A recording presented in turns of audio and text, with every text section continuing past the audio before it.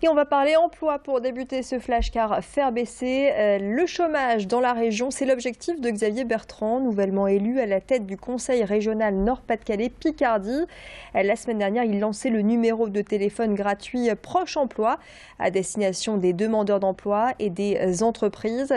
Cette fois, c'est le Conseil régional et la MEL, la métropole européenne de Lille, qui ont choisi de travailler main dans la main pour relancer l'emploi près de chez nous. Symbole de cette collaboration, cette rencontre entre les élus du Conseil régional et de la MEL et les dirigeants d'une entreprise locale, une société qui forme et qui recrute des agents de sécurité et pourtant elle ne trouve pas assez de candidats. Alors quelles sont les problématiques rencontrées pour recruter? L'idée de ce rendez-vous était d'analyser les problèmes et de trouver des méthodes de travail qui permettront de mettre plus facilement en relation les demandeurs d'emploi et les entreprises, une meilleure synergie de l'offre et de la demande. Sophie Laden a assisté à cette rencontre. On a changé de présidence de région, d'accord, et on attend vraiment de ces nouveaux élus, de par leur discours, de par leur campagne, d'avoir vraiment un accompagnement d'entrepreneurs. Donc on est, nous, sur une problématique où on offre de l'emploi et on ne trouve personne en face. Donc depuis 6 ou 7 mois où on a alerté aussi en région, où on n'a pas forcément eu cette écoute, ou ce besoin, c'est rien que le temps qu'on nous a accordé pour exposer nos problèmes est déjà pour nous très important. C'est-à-dire qu'on a eu à un moment donné des besoins, d'accord, de recrutement dans la région lilloise et les alentours, où on n'a pas su nous donner les outils pour pouvoir développer. Là aujourd'hui on nous le propose, donc nous on est preneurs forcément, et si ça peut nous simplifier la chose demain, eh ben, on est vraiment ravis de cette rencontre. L'exemple d'aujourd'hui est très parlant de ce point de vue-là, puisqu'effectivement, il y a des qualifications à passer pour être agent de sécurité. On a parlé de SIAP, de CQP.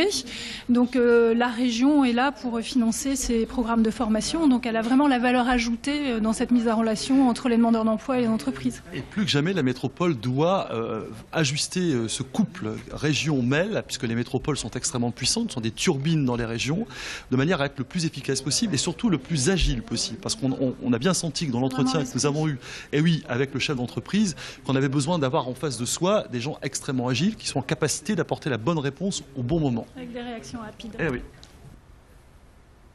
On va rester dans le domaine économique avec un secteur d'activité qui s'est largement développé ces dernières années. C'est celui des food trucks. Ils sont nombreux à sillonner les routes de la métropole lilloise et vous les retrouvez le midi, notamment à proximité de votre lieu de travail.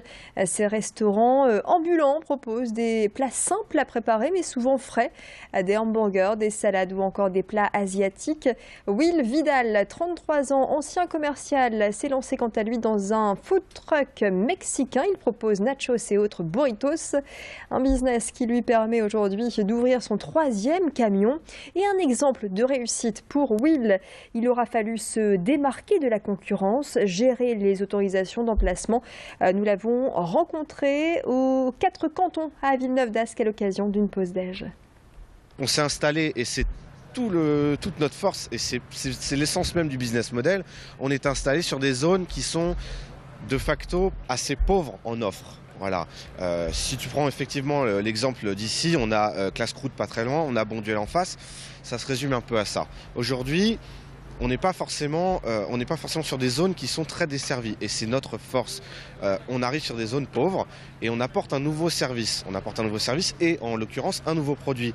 Donc je pense que oui, on concurrence indirectement, mais on apporte aussi, sur la majorité de nos emplacements, on apporte quelque chose, on apporte un service là où il n'y a pas de restauration en place, ou très peu de restauration en place. En bref, à Lille, Jouet Club va quitter la galerie des Tanneurs. Samedi soir, le grand magasin de jouets baissera définitivement le rideau. L'enseigne qui avait déjà annoncé à plusieurs reprises son départ du centre-ville de Lille dit ne plus pouvoir assumer le loyer trop important du centre commercial. Le magasin pourrait rapidement trouver un autre local et s'installer d'ici le printemps au centre commercial Heron Park à Villeneuve-d'Ascq. Il sera bien candidat aux élections législatives partielles. Gustave Dassonville, le maire d'Halluin, nous l'a confirmé sur cette antenne depuis quelques jours. C'est le feuilleton politique de la métropole suite à la nomination de Gérald Darmanin, maire de Tourcoing, au conseil régional et donc à sa démission au poste de député de la 10e circonscription du Nord. Des élections législatives partielles sont prévues au printemps. Rapidement, le maire d'Halluin a donc annoncé sa candidature, une annonce qui n'a pas plu à Gérald Darmanin, qui l'a fait savoir publiquement, mais Gustave Dassonville ne fléchit pas, comme il l'a confié sur notre plateau à Xavier Silly. Cette élection législative partielle revêt une grande importance. Et c'est une élection qui va être très difficile sur le plan électoral. Nous avons dans la circonscription un Front national très fort. Il est quasiment certain que le second tour se jouera contre le candidat du Front national et donc il ne faut pas se rater. Je suis le maire de la 2e commune de la circonscription, la 2e plus importante après Tourcoing, en nombre d'habitants et donc en nombre d'électeurs. Je suis un maire appartenant au Parti Les Républicains comme Gérald Darmanin. Je suis donc le candidat naturel et légitime. Fin de ce flash, tout de suite la météo sur Grand Lille TV.